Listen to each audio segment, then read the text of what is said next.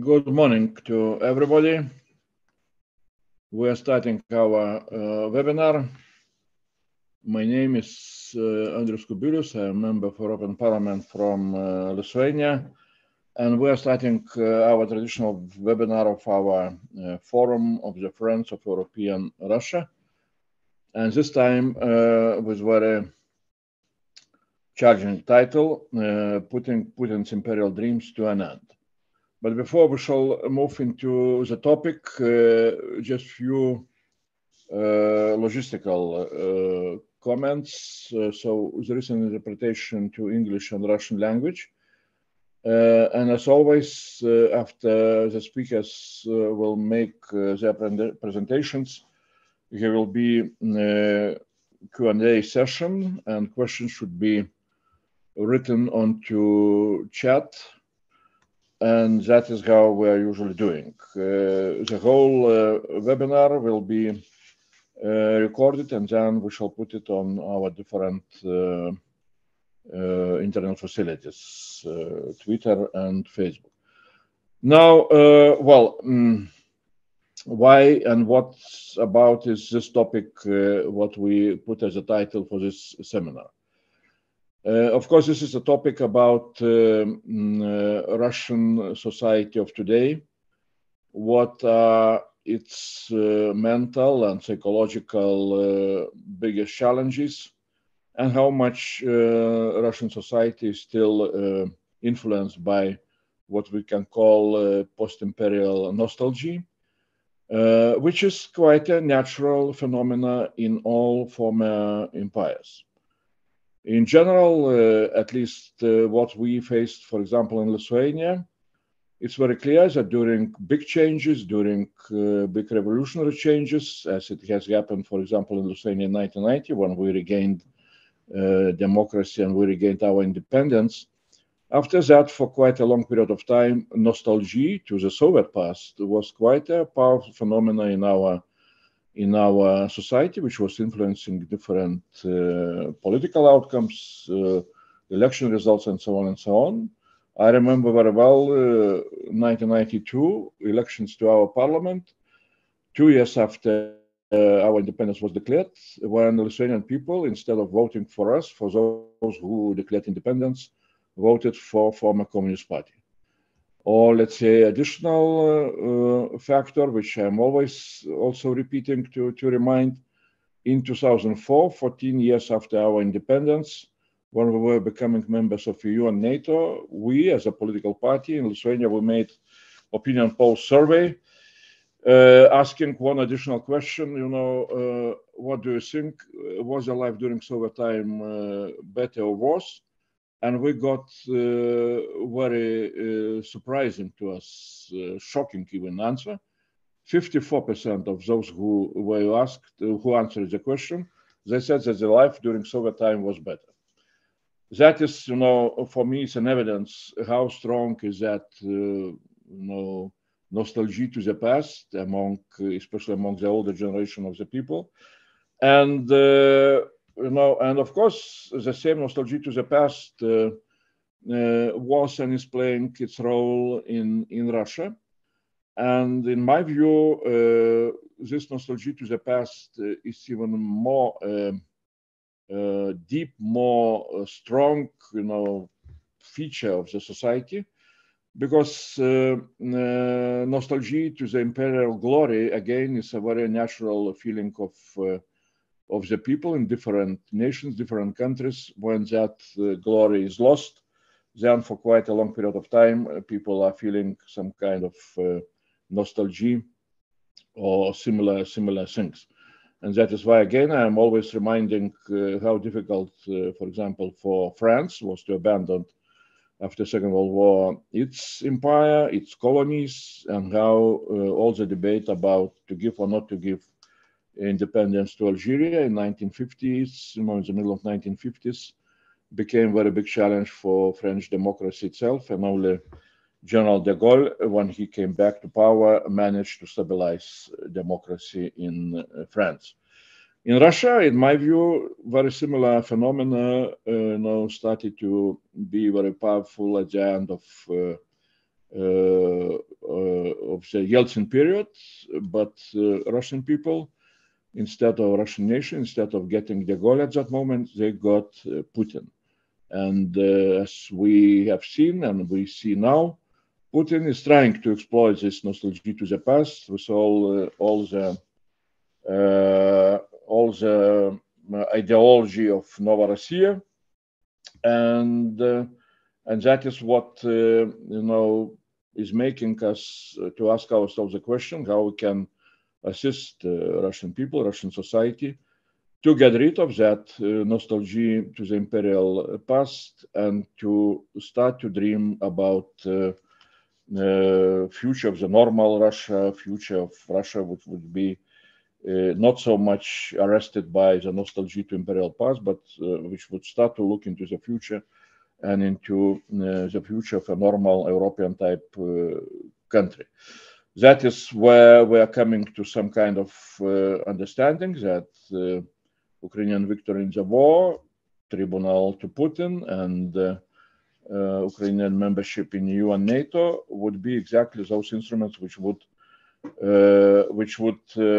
speak out to Russian people that Ukraine is gone. They need to forget about the restoration of empire, and that is where European Union can help in such a way. First of all, concentrating its efforts on Ukraine.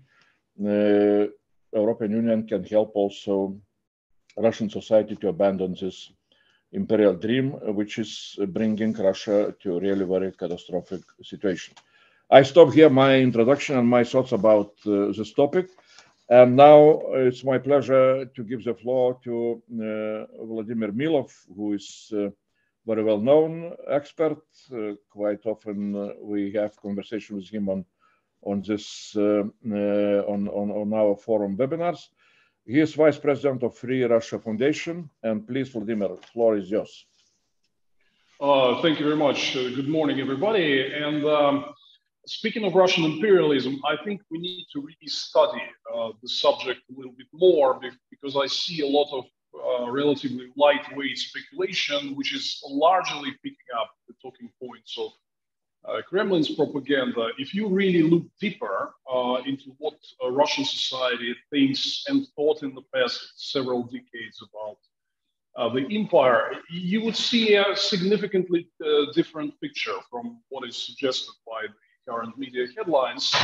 First, 20 years ago, before essentially Putin captured control over television and started to brainwash people with all this notorious propaganda, you could see that when Putin came to power, Russian society generally accepted its new place in the brave new world, accepted its international borders. Mind you that around that time, Russia had concluded many border demarcation treaties, including with Ukraine in 2003. And there was no objection in the society. Nobody protested, and people were really looking forward towards development, towards global integration. One of the striking examples was Putin's visit to Rome in May 2002 for a summit with NATO, where they signed a Russian-NATO joint declaration. And it was approved by significant majority. 2/3 of the Russian people approved Putin's approach of cooperation with NATO at the time. 35% of Russians. This was a Tsiol poll done specifically in the aftermath of Putin's Rome visit. 35% of Russians supported the idea of joining NATO. Yes, 47 opposed, but that was not a bad result after all. And 57% said that Russia should seek joining the broader European community, as the question was formulated. There was also, over this decade-long time span, we had a lot of opinion polling data, which actually shown that opinions of Russians about the West and particular countries and institutions like European Union and NATO was wildly fluctuating according to whatever has been said on TV, like a roller coaster at times. And you remember the tensions with the removal of bronze soldier statue in Estonia in 2007. Around that time, 70% of Russians said that Estonia is an enemy. That number had only dropped to like 10-15%, and just 2 or 3 years later, after the government stopped talking about bronze soldier situation. Same was with the war against Georgia in 2008.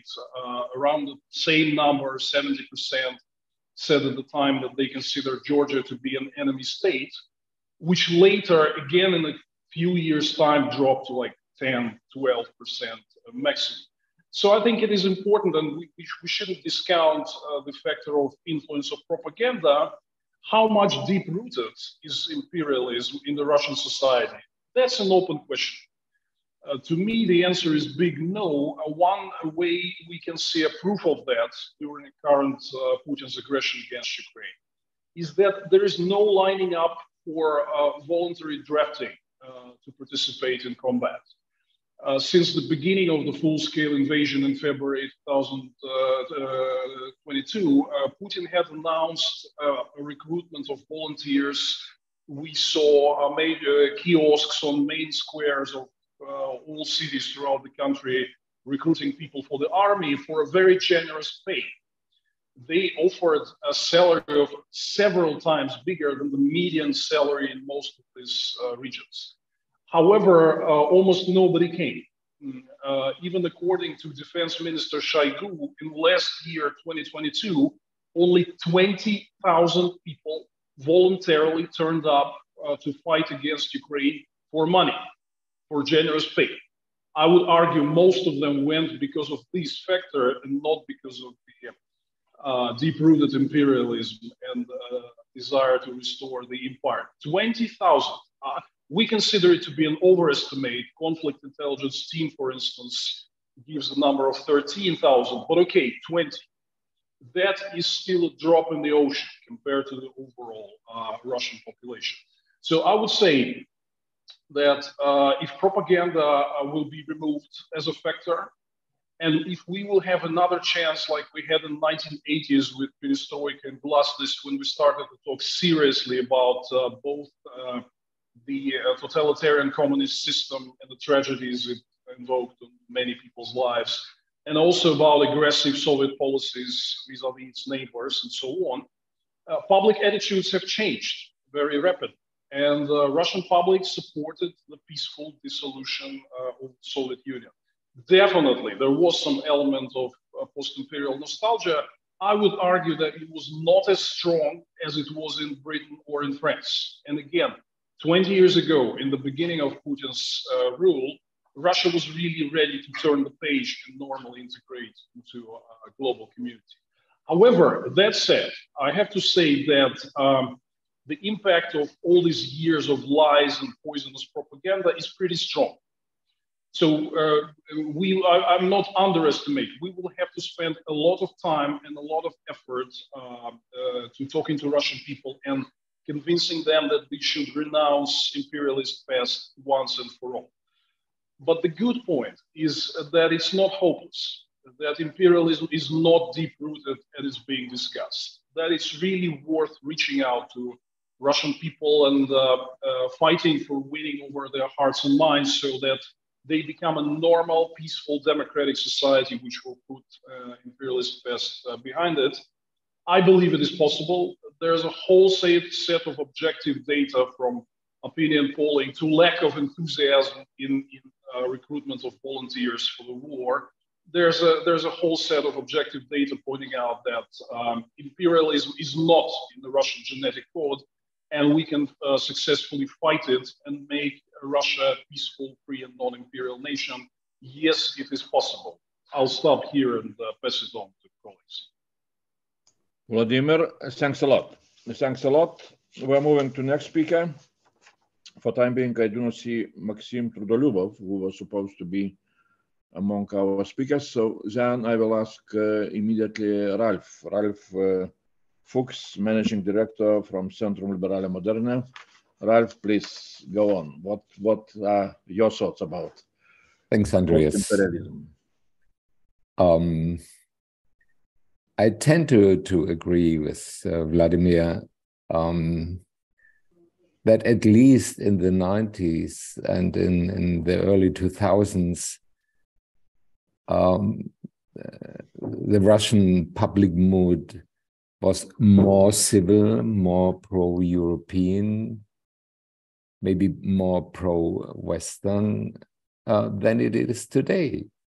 In my observation, there had been a kind of regression in the political mindset or the political psychology in Russia over the last 10, 15 years. And of course, for an external observer, also we have a lot of channels to Russian friends and partners, now most in exile, but still some in Russia. For us now, or for me personally, Russia is more a kind of black box than it was 20 years ago. So I have no really clear picture of what's going on there. It's a very mixed impression. Yeah, on the one hand, you have these kind of indications Vladimir has been talking about. There is no real mass mobilization for the war, kind of very, very low number of volunteers. Putin is hesitating to call for general mobilization. And as far as we know from polls from Levada and others, only a minority, maybe 20%, maybe 25%, is really fully supporting the war and aggression against Ukraine, kind of hardcore imperial nationalists. And then you have some shades of gray, yeah, and differentiation in the attitudes of young people.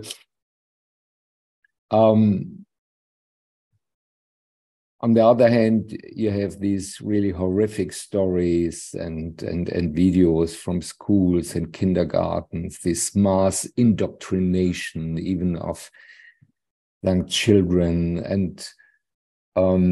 and of course, as Vladimir said, this ongoing poisoning, almost Orwellian propaganda in the state media,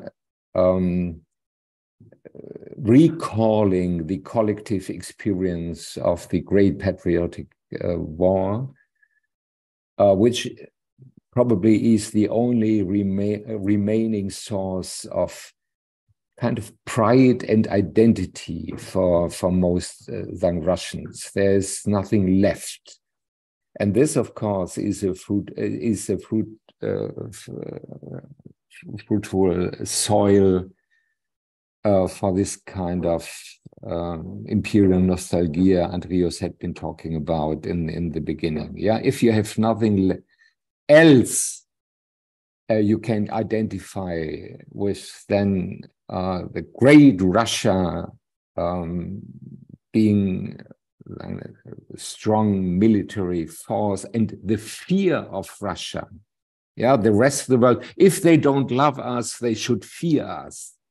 I think this is a very strong current in the public mindset. So to come back to and Andreas' initial remark that, of course, the outcome of the war in Ukraine is absolutely key for the future of Russia.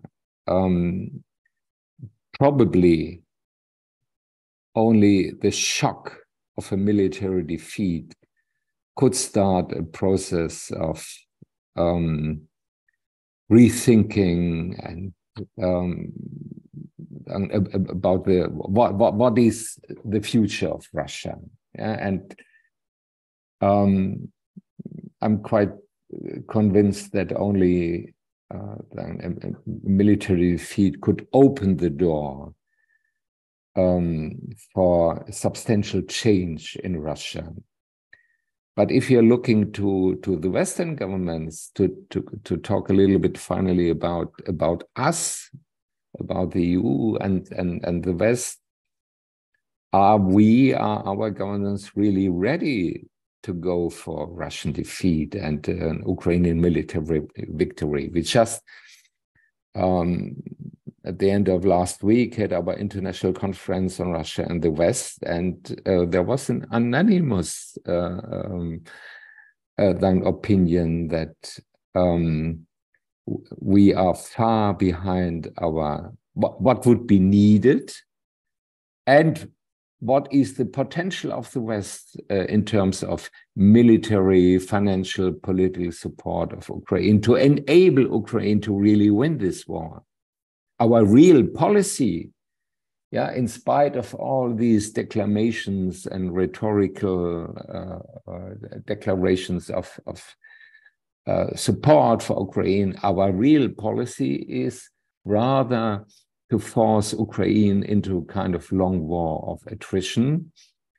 As the German Chancellor continuously is repeating, Russia should not win, Ukraine should not lose, but it's not about enabling Ukraine to win. And if you ask why, beyond domestical and electoral opportunistic reasons and the fear of escalation, there is another element that many Western governments are more concerned about a Russian full defeat and a collapse of the Russian state, then they would be ready to go for it. Yeah, you have these ongoing narratives.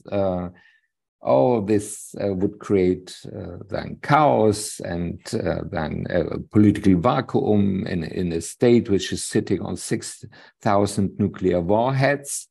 So we should be very cautious. And so you still have this notion in our then political class that hopefully, finally, Putin would come to his senses that this war was a mistake and that we can find some kind of political arrangement with the current Russian regime, maybe not with Putin in person, but with the regime. So this is not about, I think we are the weak point here, that then our governments are not really ready to fully support Ukraine to then defeat Russia, and there are clear criteria for that.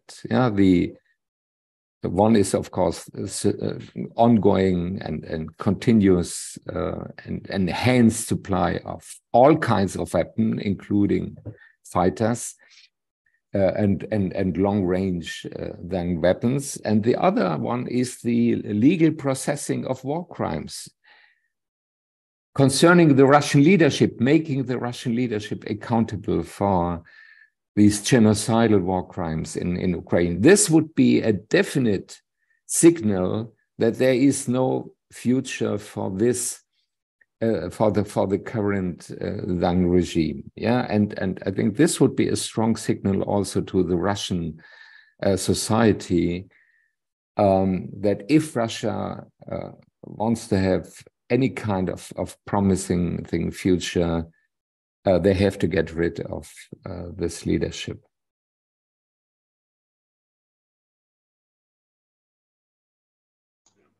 Yeah, Ralph. Yeah, thanks a lot. Thanks a lot, Zan. Thanks a lot. And now we're moving to our next speaker, and that's Fyodor Krashenikov, journalist and political analyst, writer. Fyodor, вы можете на русском языке, есть перевод, so everybody should turn, for translation. And Fyodor... It can be in Russian with the translation to English. Russian because my English is good for not very good for public conversation. Я начну издалека, потому что I'll start from far away because by education I'm the expert in Russian philosophy. And I would like to briefly say how it happened that now in the West, people are speaking about imperialism, while in Russia, people don't understand why people in the West speak about it. It has happened because in 90s, when the communism collapsed and the window of opportunities opened, no one worked on building a new ideology for Russia as a democratic, free, pro-European state, because the people back in charge of Russia believed that the ideologies didn't matter. They just said, we don't care, it's not interesting. And the result is that in schools, people continued teaching the same version of history with minor changes, which they inherited from the Soviet Union, which is very important that the Soviet version of history includes two layers. The first layer is the Romanov version of history, the history of great Russia building itself and flourishing under Romanov czars. They omitted many unpleasant things because Romanovs ended their ruling in the beginning of 20th century. This was a normal history, like in France, Germany, or Austria-Hungary. The history that empire is good and normal. When Bolsheviks came to power, first they tried to go for decolonialization. Lenin said that Russia was the prison of nations, and that's true that in 20s and early 30s, Marxist version of history prevailed, trying to tell the story of Russian colonialism. However, this version of history was too ideologized. Afterwards, Stalin, who, as we know, studied in seminarium, and he took the idea of history from Tsar textbooks. Stalin relied on Tsarist version of history and slightly modified it. So now I speak why it's so difficult to talk about imperialism to people in Russia, especially those who are distant from Western narratives, because they don't have this word in the Russian history version, because the idea was that Russia had no colonies. There was the expansion and all other nations were so happy. Everyone wanted to join Russia. And this is what people always heard. They never heard any other version of history.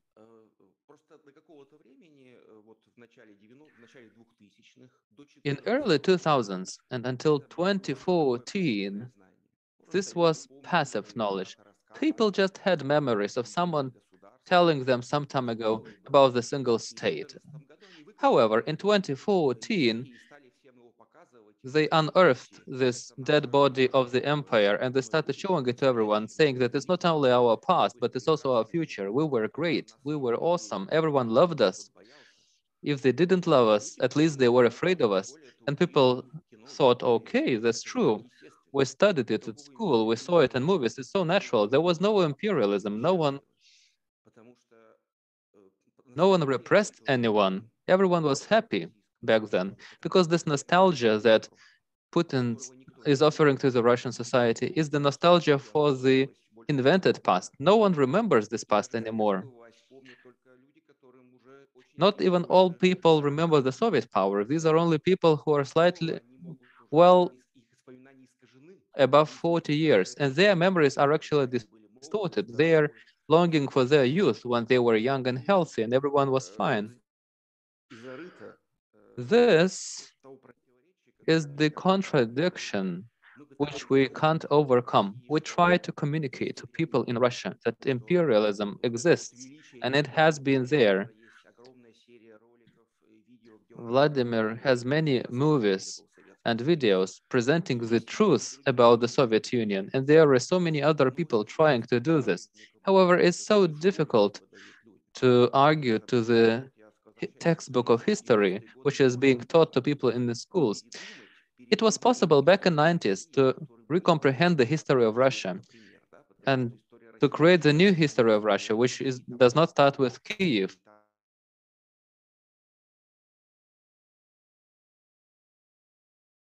Used by Romanovs to the beginning of Russian history because they wanted to explain why Russia wanted to occupy Kiev. Their explanation was that Kiev was ours for forever. This is a typical New Age imperialism.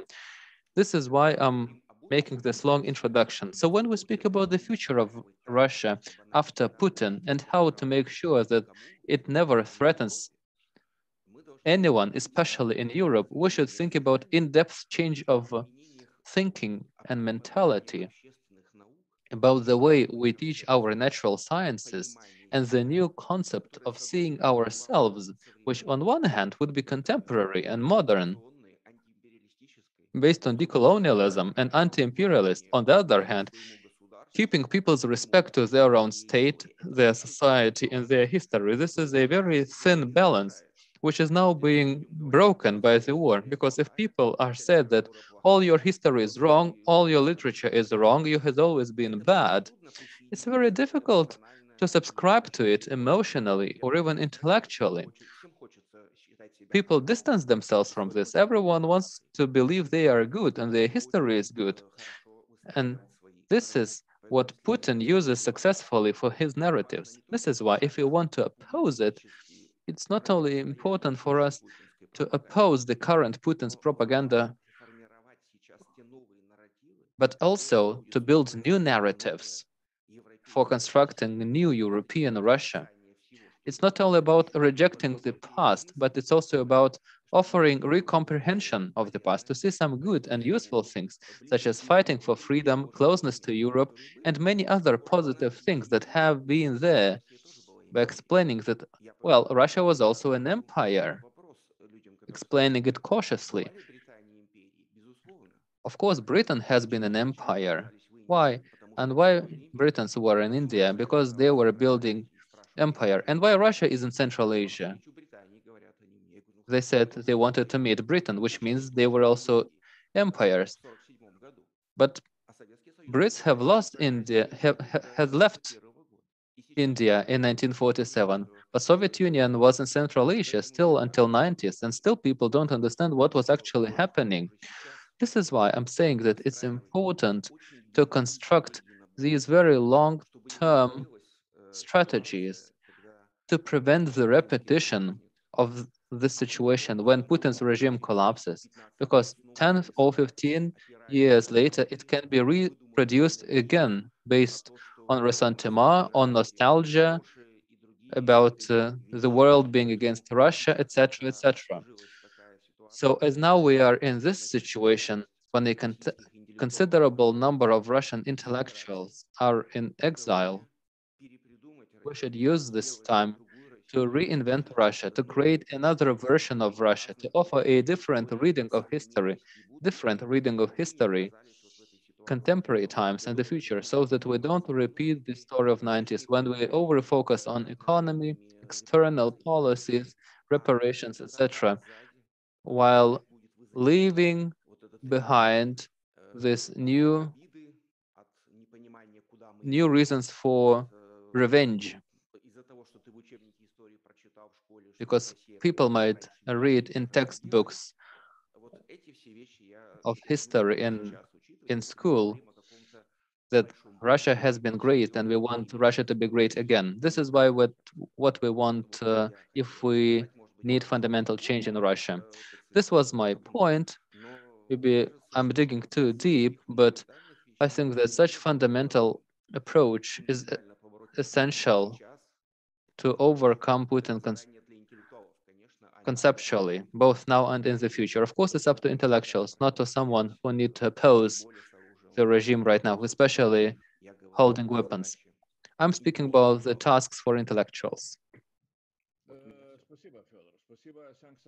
Thank you, Fedor. You touched upon a very important point. Yeah, perhaps when we are talking about Russia, Russian people do not understand how we can describe Russia as former empire.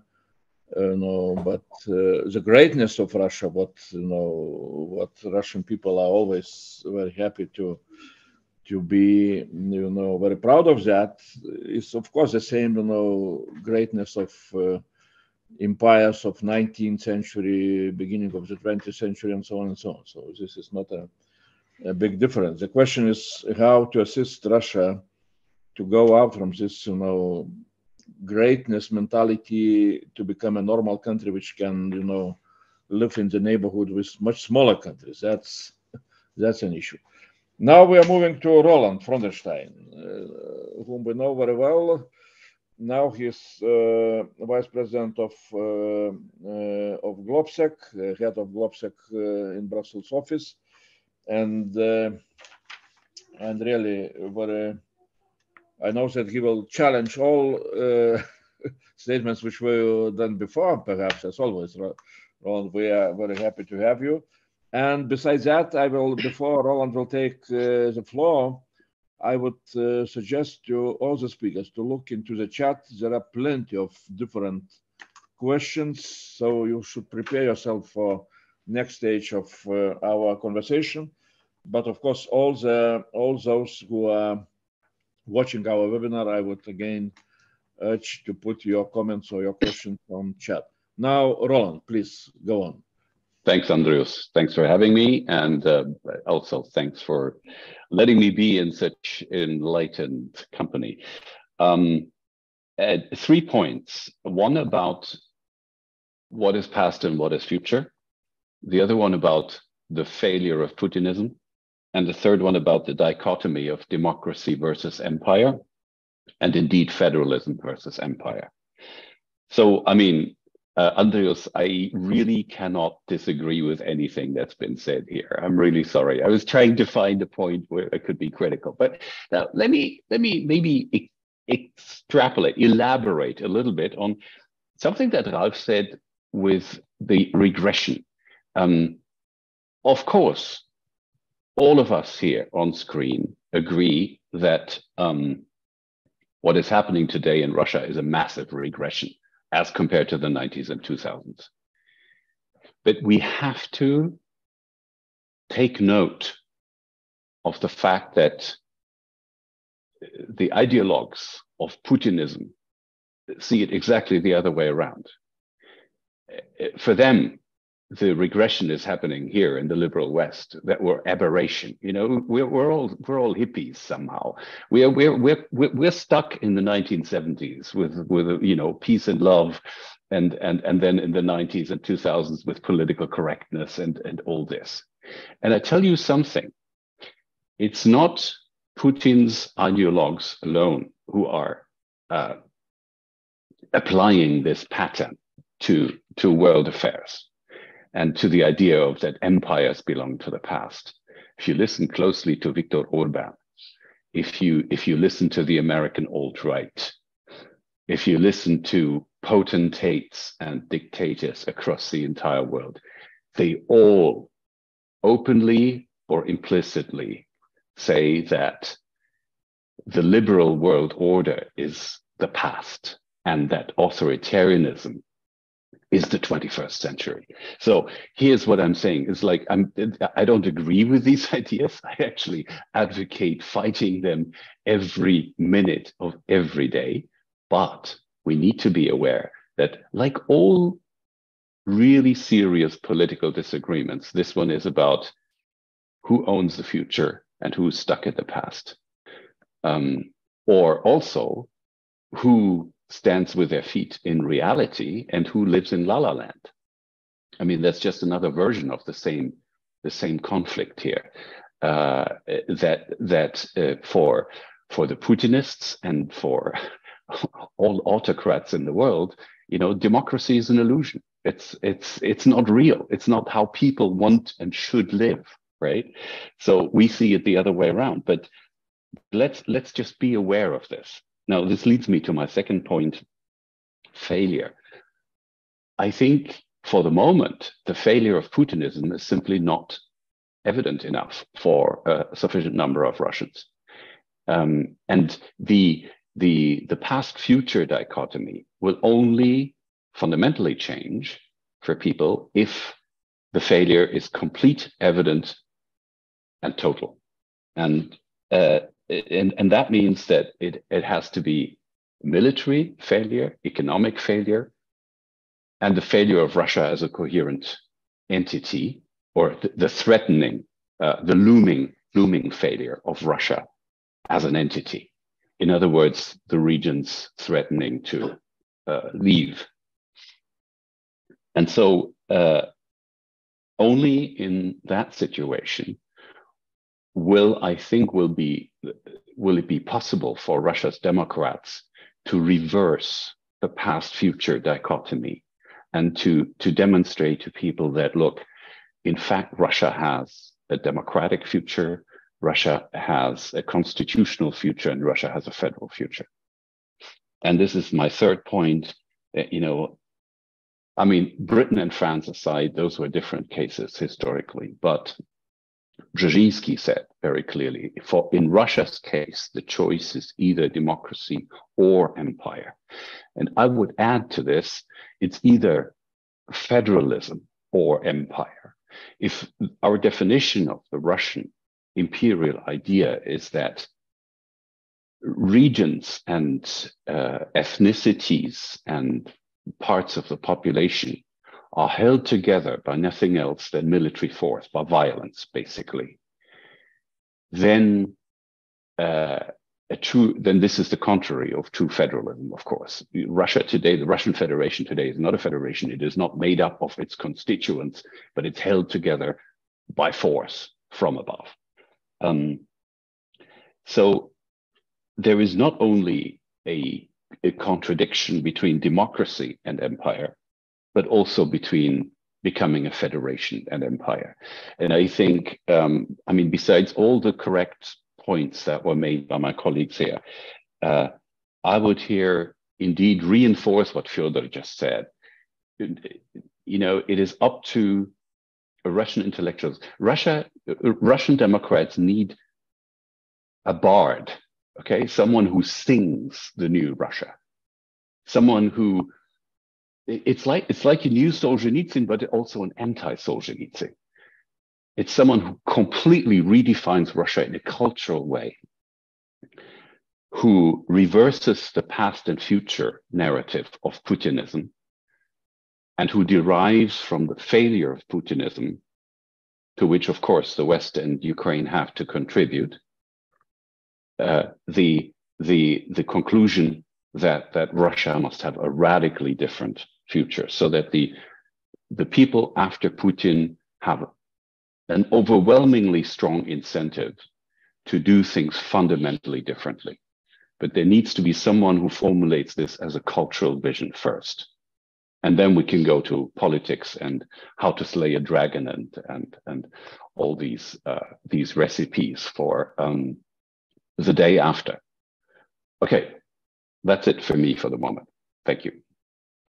So, Roland, thanks a lot, really. It's great, as always, and How to Slay the Dragon, a very famous book of Mikhail Khodorkovsky, exactly speaks about federalization. So that is where we are on the same track. But I'm trying to. So now we are going into more informal conversation, more informal discussion, questions and answers. There is plenty of questions. I don't know. I'm very bad moderator. I don't know how to manage. So please look. Some of the questions are really directed to some of speakers. I see Vladimir Milov is getting and Fyodor is getting questions, but I will start from very general question.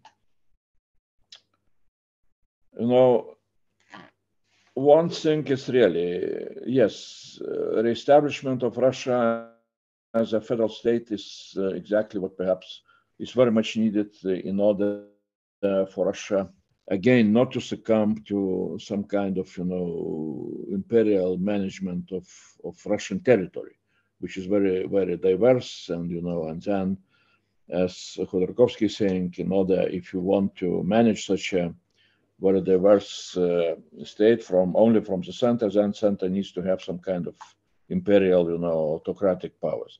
That is why federalism definitely perhaps is one thing which everybody starts to understand. But I'm coming back to the topic, or to the idea of the topic. Of course, we are free to speak whatever. We want to know in general about where the Russian societies and where Russian society can be moving.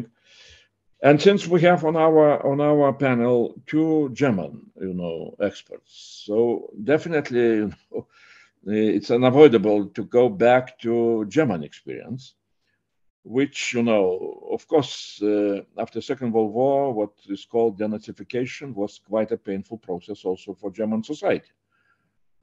To look back to the history, to understand all the crimes, all the responsibilities.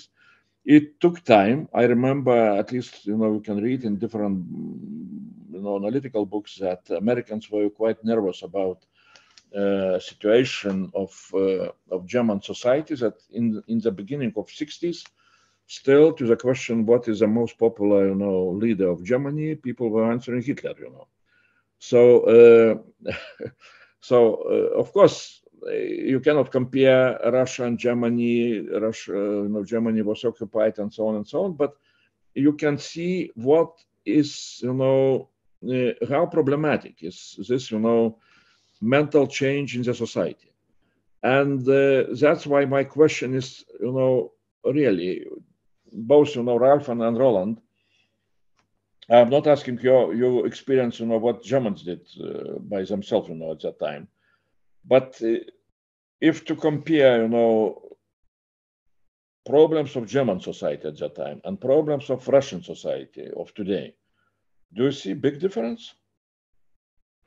Or there are a lot of similarities? And that is what pushes us to understand what is the challenge, both for Russian society, for Russian opposition, and also for us as a friends of,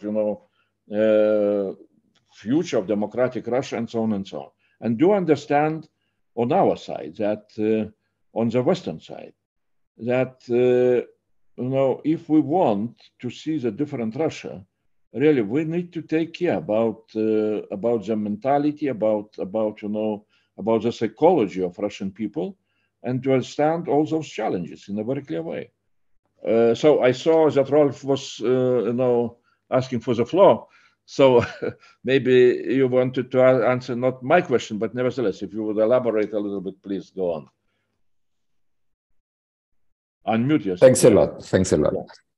Yeah.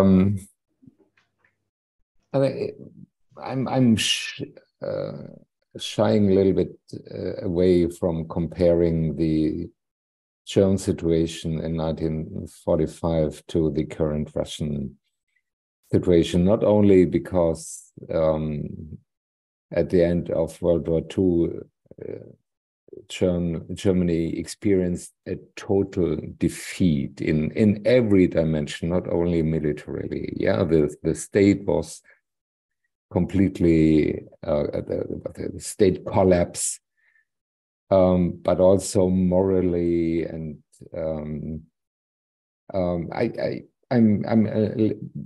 I think it's even a little bit maybe then dangerous to slip into this kind of then parallel, because not only because Russia is a nuclear power and nobody is ready to start a full-fledged then war against then Russia and conquer Moscow. These are crazy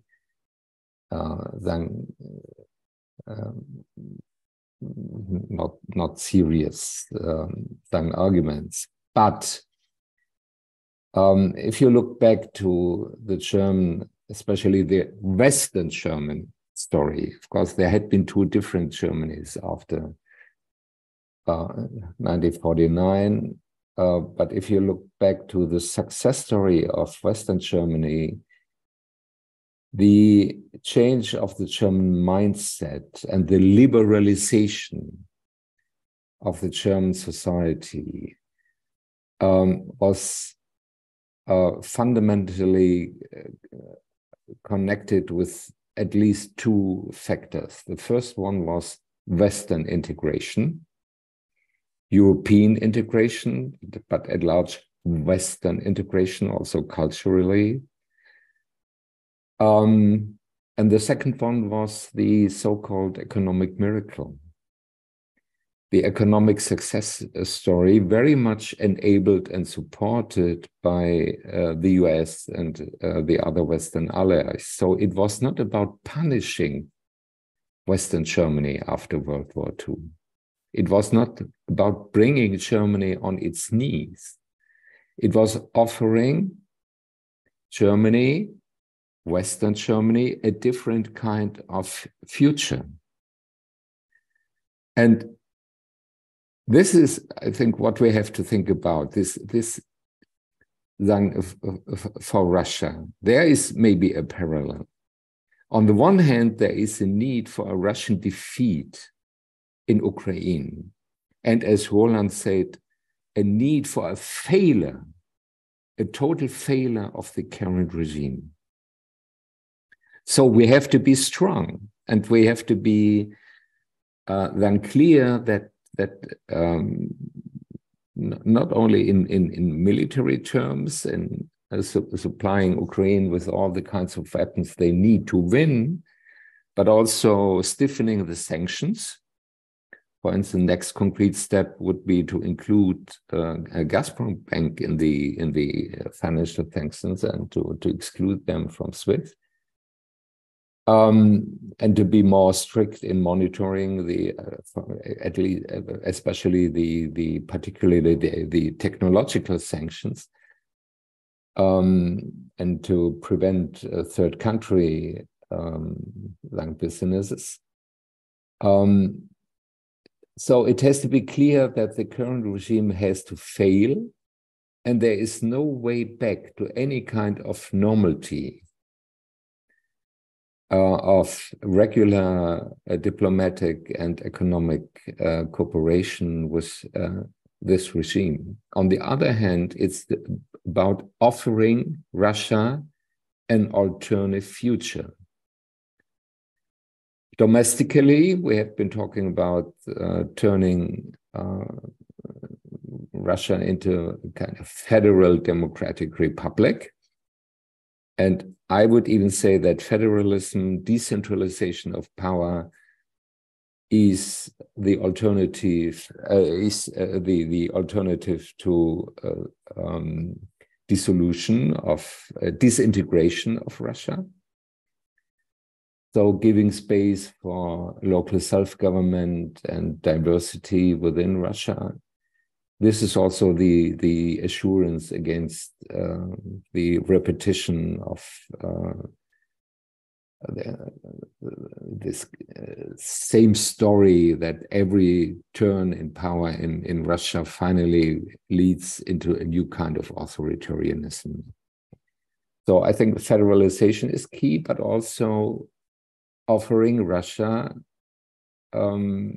options for cooperation and integration with the West. Yeah, it's not about a new Versailles for Russia. This has to be clear, and this is a very difficult. It's a walk on a fine line. Yeah, that Russia must be defeated, the regime must fail, but at the same time, for the Russian society, there must be a different alternative. There must be a kind of promising future if they decide to change course.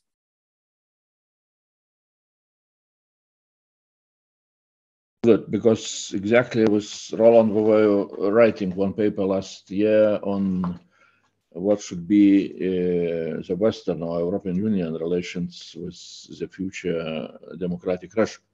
I think that this is very important, really, to show Russian people that there is life after Putin, you know, and that life can be much better, you know. So, okay, Roland, go on. Yeah, thanks. Okay, of course, the big difference between Germany in 1945 and Russia, hopefully very soon, is the occupation. That Germany had the fortune, as we can say in hindsight, to be occupied. Russia will not be, and Ralph is completely right on that. So, nevertheless, the Allied occupation of in this case, West Germany, would not have been successful in building a democratic polity without Germans who prepared for this in exile, without Germans who conspired against Hitler during World War II. So in Russia's case, and this is much harder because the occupation component is not there. But that means the entire task will have to be performed by Russians themselves, and that's already a challenge. And the second big challenge here is that NATO will not stop existing as soon as Russia turns into a democracy, right? These things will not happen at the same time. NATO will exist for a considerable amount of time. Even the sanctions regime will not be lifted immediately, right? Especially eastern flank countries today, from the Baltic states down to Romania, and especially Ukraine, of course, will not be willing to immediately lower all the reassurance mechanisms against a possibly neo-imperial Russia the moment a Russian democracy is visible on the horizon. And the Russian Democrats' job will not be made easier by this. I mean, this is a conundrum which today we talk about in theory and discuss for a future tense, which we don't know when it will become a present. But when it arrives, the challenges are going to be absolutely humongous, because all the measures, what I characterized as reassurance against continuation or a reawakening of Russian empire in Russia itself is going to be fodder for the neo-imperialists who are of course going to come around, and Russian imperialism will not disappear in one day. So these two challenges, the lack of an occupation, and of course, also the existence of nuclear weapons of this regime, but also the dilemmas of dealing with an even democratic Russia. It will be staggering, and I think we'll have to prepare for this when we're discussing Russia's future and the future of relations between the West and Russia. Okay, thanks, Roland. Well, now there are several questions to Vladimir and Fyodor, and I would put, in addition to that, one again maybe broader question. When I came to politics back in 1990s from my university physics, and so on and so on, one of the first books which I was very happy to read was the famous Samuel Huntington, but not about Clash of Civilizations, but about what is happening in young democracies. And exactly from his academical research, I picked very clearly the message that after the big change, nostalgia to the past is almost unavoidable among part of the society. The question is how, this young democracy, how it's able to stabilize itself. And that is why I'm always saying that, usually when we're talking about future of democracy in Russia, usually we're concentrating ourselves on this moment of change, how Democrats, would remove, old authoritarian regime, how they come to power, what they will do next day. But we're forgetting about that, this young democracy or established democracy in Russia again will face, the same problems as all the societies after such a big change are facing. that after some time people will start to be dissatisfied with a young democracy. They will start to remember maybe not empire, not great Russia, but Putin himself, that he was the leader, and so on and so on. So my point is really, how do you see that problem? And then exactly, I'm moving to the questions from the chat. There are the questions. What should be the new idea of Russia? That is Nino Galashvili is asking. And then, for example, Lina Röningen is asking, do you see the difference in the opinions, in the mentality of younger generation and older generation? Exactly from that point of view, how much people are looking back, how much people are looking, into the future, and what should be, how to manage all those processes, especially looking into such a perspective that for the young democracy, again, nostalgia to the past will be quite a big and long-term challenge. So maybe Fyodor, you will start, and then we shall ask Vladimir also. Or you have plenty of questions, so you can pick what you want. Спасибо. Я услышал. Thank you. I have heard some points that are also my concerns. Some colleagues of ours, when deliberating on the future of Russia, always remember Germany. And for some reason, they assume that someone will destroy Putin's regime and decentralize Russia. And later, they will invite them to govern this. Somehow it will happen naturally. This is not what will happen. I agree with Roland and other speakers that, of course, the situation in Germany was completely different. The occupation of Russia and the decision that, okay, now we are the federation, will not happen top-down. How can it be done? With Vladimir, we are discussing a large project, and I have been writing that we need change agents on the spots. This new Russia cannot only be built by central elites. We must make thousands, hundreds of thousands of people interested in the reform around Russia. For this, we need to offer them to join local elections and local self-government as soon as possible, also regional elections. And only then we should move to the federalism, to the federal authorities. We have to build a new generation of politicians interested in local self-government. In the 90s, we created the class of owners who were interested in capitalism, and people realized that capitalism was good because they saw many opportunities. Now we have to do the same in politics. People need to see very quickly that they can join local self-government, they can participate in democracy, they should see their interest in this, and they have to defend democracy later on. The problem of Yeltsin's support, the problem of Yeltsin's state was that it was not supported on the bottom level. It was elitist state ruled from the center.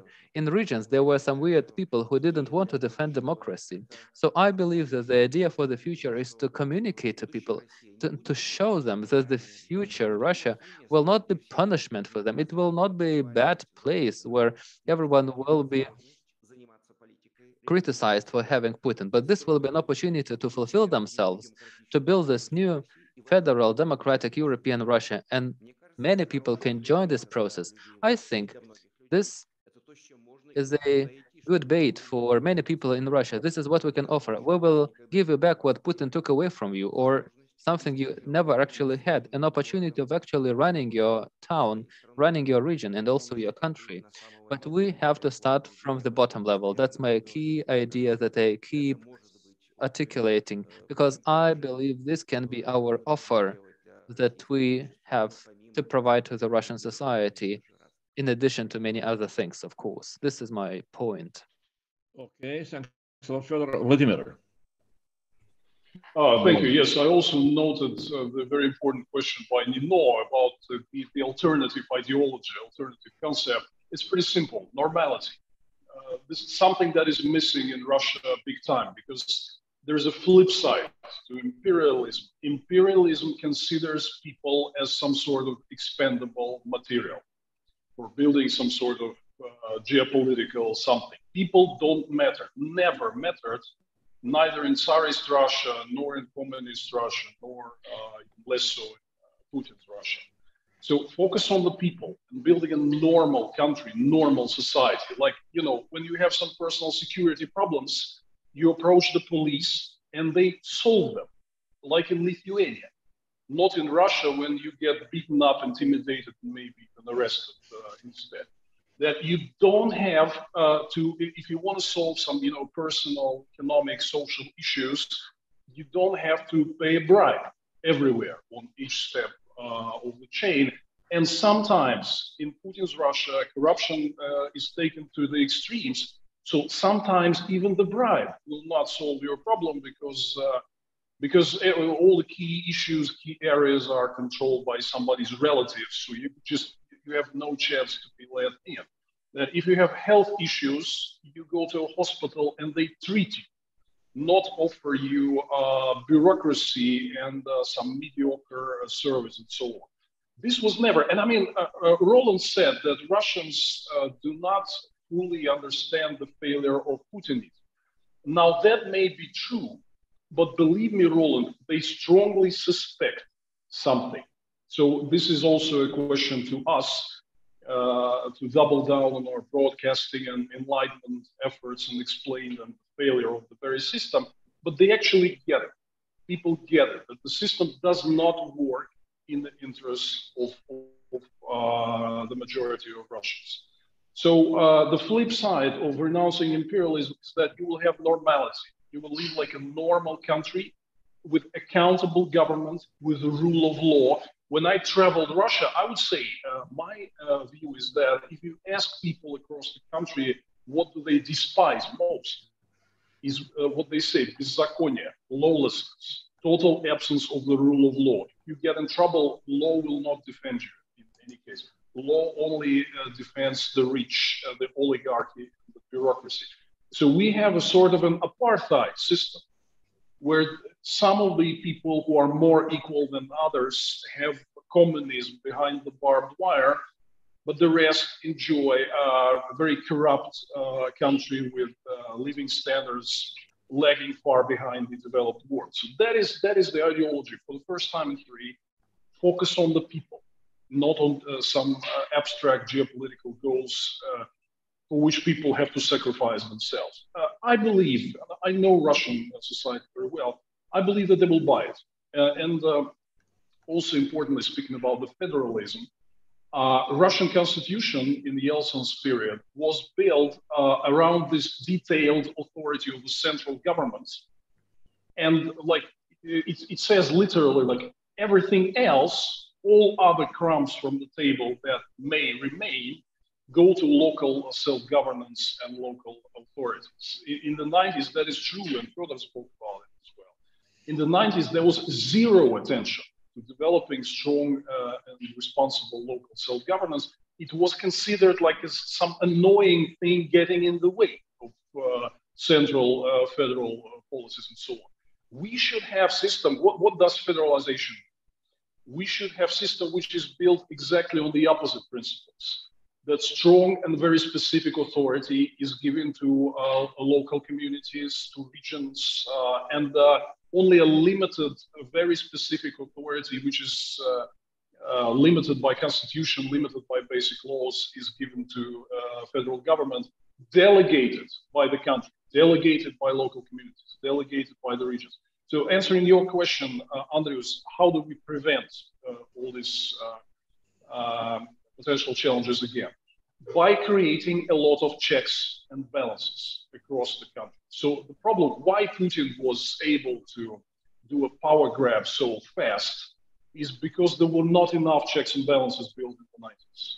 So we need to build a significantly larger number of checks and balances, including in the first place regions and local municipalities, who will be now the constructing tissue of the new system. Something we didn't have in the 90s at all. Fyodor is very right, pointing that it was all built from the center, from the Kremlin, from the government, democracy was imposed by a narrow number of members of the elite. And there's a very important question about comparison with post-war Germany and post-World War II Japan. I think this is very valid. Yes, there will be no military occupation of Russia, but as my friend Sergei Guriev, who we all know, said, currently Russia faces such a significant sanctions that not one major economy had experienced before. This is an extreme example of deglobalization of a major economy, and Russia just cannot sustain itself under the current and possibly new upcoming rounds of sanctions that were imposed. There will be a significant demand from the society, from the elite, for lifting those. Yes, gradually, yes, with a significant level of confidence and trust building, but this is somewhat the equivalent of not a military occupation, but Japan also after 1945 was not defeated and occupied in the same way as Germany. So there was a lot of conditionality imposed that forced them to sign San Francisco Peace Treaty and so on. So this is possible. There will be a lot of mechanisms of imposing conditionality of Russia. We can get you back into the civilized world, but you will have to deimperialize and democratize and federalize and so on. Believe me, there will be a positive response to that demands on the Russian end. And I think this is generally the way to go. I'll stop here. Thank you. Okay, yeah, thanks a lot. I see Roland, you wanted to jump in? No, okay, please go on. Yes, Johannes Rohr asked this, my fellow German, from the Q&A asked this question about guilt and responsibility. And it's a very dialectical, very intricate question.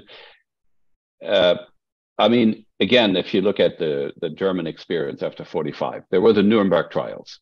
So there was post-war justice for the leaders. But the concept of collective guilt, which had been popular among allies and some Germans in exile that came back, was dropped by the Allies quite officially in 1947 because it was considered not helpful for building a democratic Germany. Now, how this very, very difficult question is going to look like in Russia's case is going to be key, I think. I would tend to agree that, of course, Russians have a responsibility, but not every Russian is guilty. The collective responsibility of all Russians would refer to the future in the sense that, like me as a German, I'm not guilty of World War II, but I have a damn responsibility as a German that these things will never be repeated.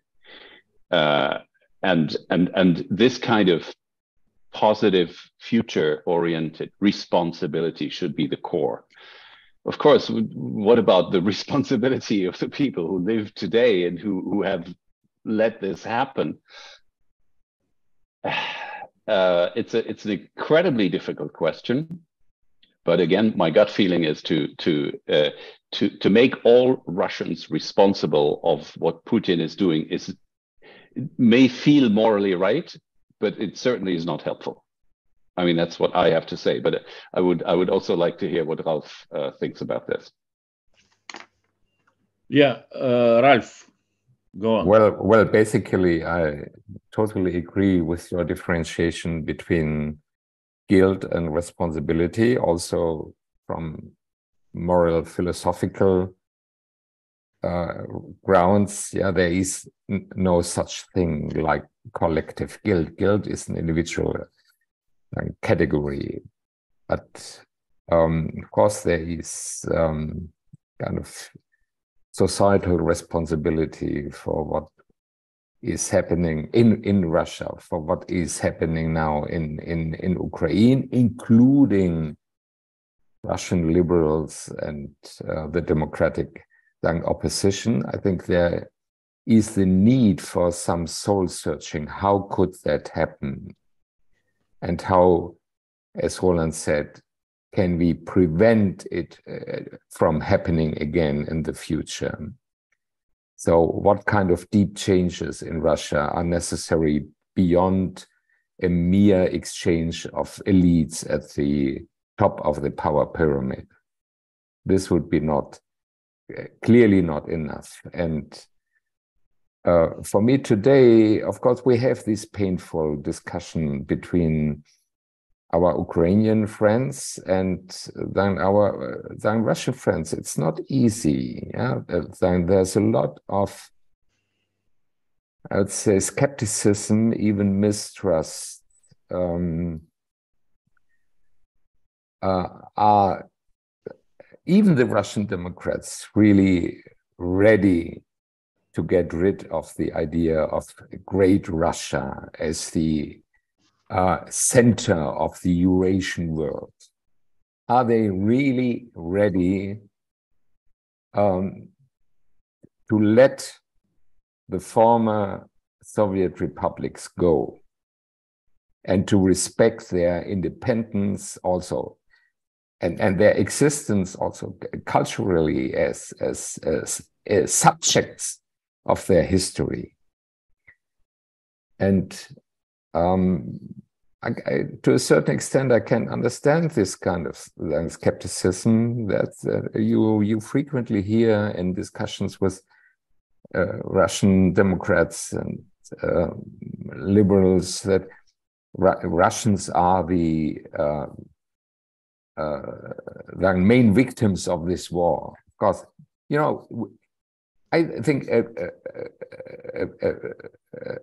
litmus test how serious Russian liberals are is the empathy for Ukraine and doing everything that Ukraine could successfully survive the Russian aggression.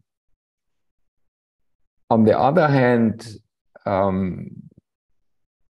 of course, in a totalitarian system where the society is totally excluded from political decision-making, there is very little influence of the ordinary Russian women and men in the policy of the regime. This is another argument, that there is no collective guilt. Yeah? So I think we have to be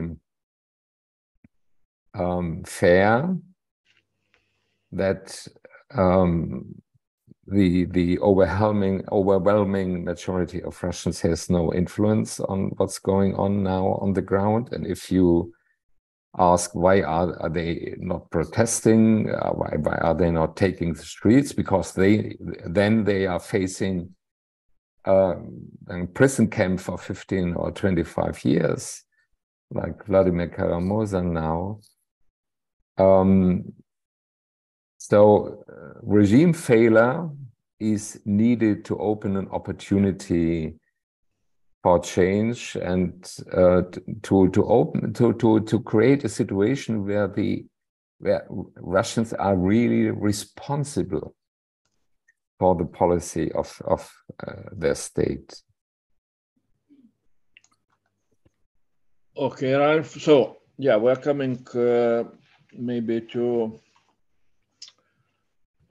closer and closer to the end of our discussion, but still I would like to ask maybe, first of all, one question, which is put by Alona and some others, and especially which is very much connected with this, for one side, federalization, giving, the regions much more power, which is perhaps very prudent vision of future of Russia. From another side, when we're talking about post-imperial Russia, imperialism, and so on, of course the question is,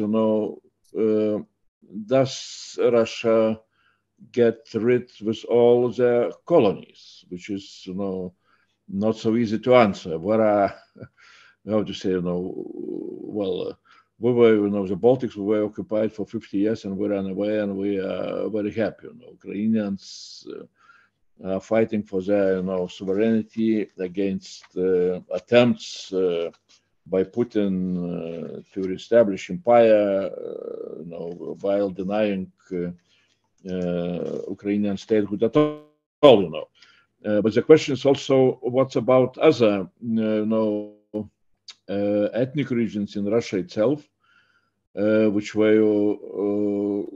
became part of Russian Empire starting from 17th century and so on and so on. And the question is, if, you know, regions are becoming more, how to say, independent from Moscow for, you know, for the safety of democracy of Russia, you know, itself, what is the possibility that they will start to fight not only for their strength but also for full ethnic independence, like, I don't know, Chuvashia or whatever, or especially Tatarstan, Bashkiristan, and so on and so on. So I don't know, maybe I will ask this question to Vladimir and to Fodor, and then, you know, he will be the last question. Yeah, may I jump in on this? I think this discussion of potential disintegration of Russia, also based on this ethnic divisions and so on, is greatly exaggerated. Because when Soviet Union disintegrated, there were only 50% of the population who were ethnic Russians. In modern day Russia, 81% of the population are ethnic Russians. So, okay, if all the ethnic republics hypothetically leave and get independence, a majority of the Russian territory and population will still stay intact. Most of the Russian regions are dominated by Russian ethnicity. So this question of ethnic minorities is very important, and also their self-determination. But this would not determine the future of Russia as a country. If they all leave, there will still be a major country named Russia, even more dominated by ethnic Russians. So there will be the question of who are the colonized and the colonizers here. So it's for the Russian self-determination that we are currently discussing the plan. So this is really a side question, very important question, but a side question as opposed to Russian ethnic imperialism and how to fight it, which is the major question of today's debate. And I want to jump on this collective guilt and responsibility discussion. First, there was a question in the chat about international tribunal for war criminals. That is essential. It has our full backing. And whatever, I mean, all possible pathways are valid if some of them delivers productive results. Should be a vote of the UN General Assembly to establish a special tribunal, or we should pursue this issue through the Council of Europe and using the authority of the International Criminal Court and so on. All ways are possible. I understand that lawyers across different countries are working on this issue now, but also addressing the other question in the chat, what about a husband and a wife who chatted on the phone about raping Ukrainian women? Every criminal should be brought to responsibility. Every criminal. This justice would be essential to building a new normal Russia, which will renounce its imperialist and aggressive past. But the question about collective guilt or responsibility is very simple. We will all bear it to a certain extent, no question about that. We don't deny, even though we all fought Putin for many years and we were against the war in Ukraine and so on, we will bear some share of the responsibility.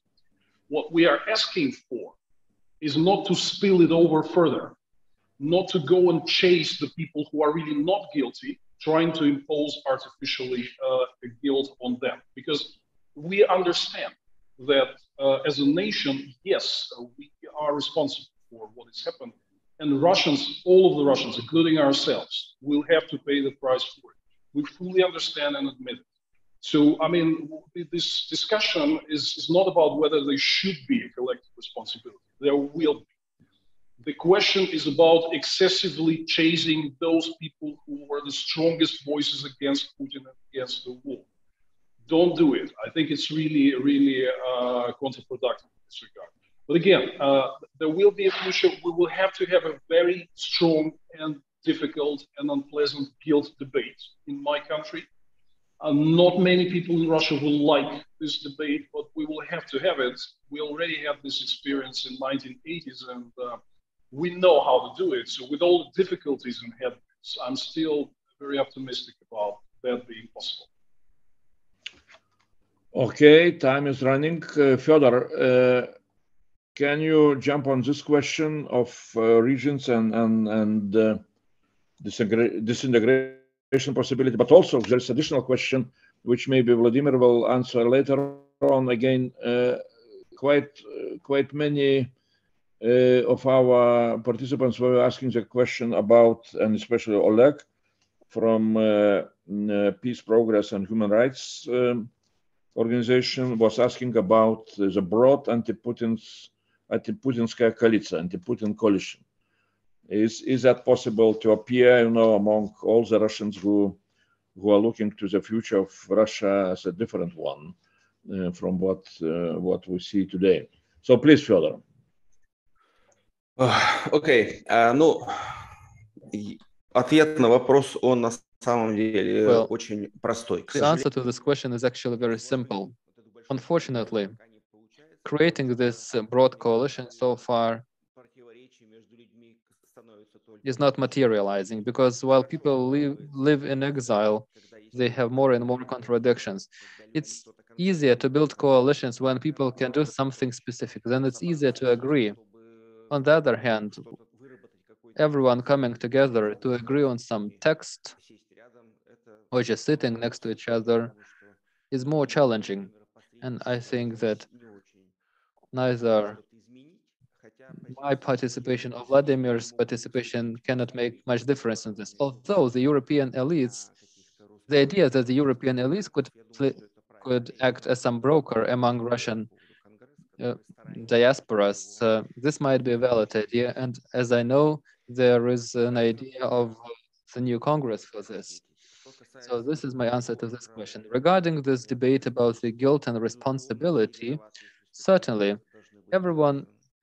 it's everyone's fault, and we need to admit the responsibility of the state and part of the society for these crimes. However, I still continue taking note that the European integration is based on everyone's responsibility for their individual crimes, while the responsibility of the state is there. Once the German state apologized for the crimes conducted by Germany, it was not done by all citizens. Not everyone was kneeling in Poland. This was the Chancellor of Germany who apologized in this manner in Poland in this famous moment. It doesn't mean that all individuals kneeled in front of all citizens of Poland. There are established political practices, and all apologies must be made on behalf of all Russians by the Russian state, by the future democratic government. This government will have to pay the reparation which will be agreed, and it will participate in settling all these disputes. This can't be about punishing some private individuals from Russia who must be deemed guilty and must be punished. In this question, I think we should take the legal path. While inside Russia, definitely we will need huge work to process the situation. This is the task of our society. This is what we will have to do domestically for years and years, assisted by the societies that have gone through these transformations, primarily the German society, which ended up twice in the 20th century in totalitarian regimes, first Hitlerian and later Soviet one. So of course we have to study the German experience also in the aspects where it was not that successful, because I'm quite well familiar with the situation, and I know that many Nazi criminals avoided justice, they were not punished, and they lived perfect lives. For some reason, it's not a popular topic somehow people think that everyone was punished. Quite recently, I attended the building of the conference and I read the biographies.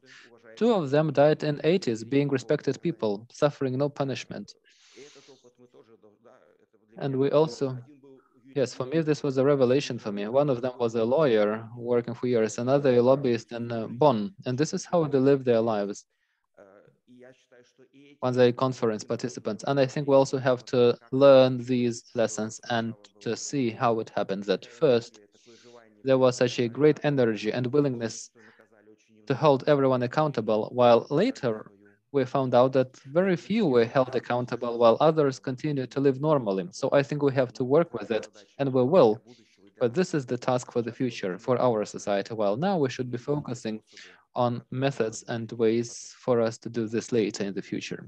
So that's my point. Well, thanks a lot, Fyodor. Спасибо. Well, our time is really almost finished. Now I will try to make a short conclusion. If somebody from speakers wants to jump, after me, always, please do that. But my conclusion is very simple. First of all, I'm always feeling that transformation of Russia towards a normal state, to normality, is the interest not only of Russian people, of Russian opposition, but should be, and I hope that this is a very strong interest of the whole Western community, especially of Western European continent, because that is that is very much needed in general to resolve the security issues, security challenge, security threats which authoritarian Russia is still bringing to the whole European continent. So in order to achieve such a goal, we need to have some kind of common strategies, how to help Russian transformation.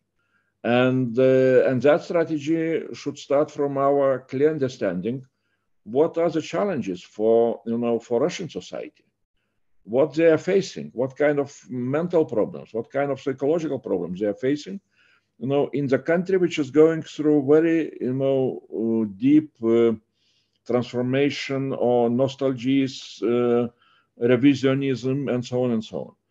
And that's where really we need to be, strong in our strategic understanding what can help Russia to go through what we can call deputinization process, having in mind longer term perspective.